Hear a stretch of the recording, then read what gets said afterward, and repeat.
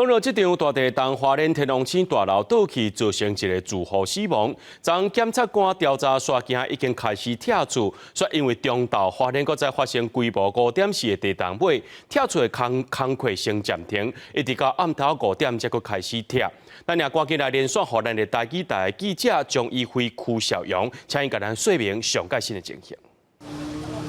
是主播，目前记者带大家来关心花莲天龙村大楼上升的情形。即马伫现场会当听到机械作业的声音，因为天龙村大楼伫下暗暝5点外已经开始作业啊。伫大楼的正面甲边啊，拢有用钢梁来固定，伫下骹嘛有用红门头来增加重量，互大楼会当更较稳定。即马拆除的进度是已经甲顶悬的牌楼拆一半，等一个准备要拆水塔，到时阵会往下骹的楼层豆仔拆。其实即马花莲天气无介好，现场阁有落雨，不过人员仍然是继续作业。工程人员讲，电倒是雨水，阁会当减少土粉，袂影响到工程的进行。伫即摆天龙村大楼拆除的工程是拢总有100多位人员斗3工。花莲县政府嘛宣布，即摆工程会24小时无暝无日的拆，就是要拼2礼拜时间，就甲这栋危楼顺利拆掉。因为即马拆除的工程已经开始，若是工程人员有捡到自毁物件，会将物件放伫大楼边仔2处收集站，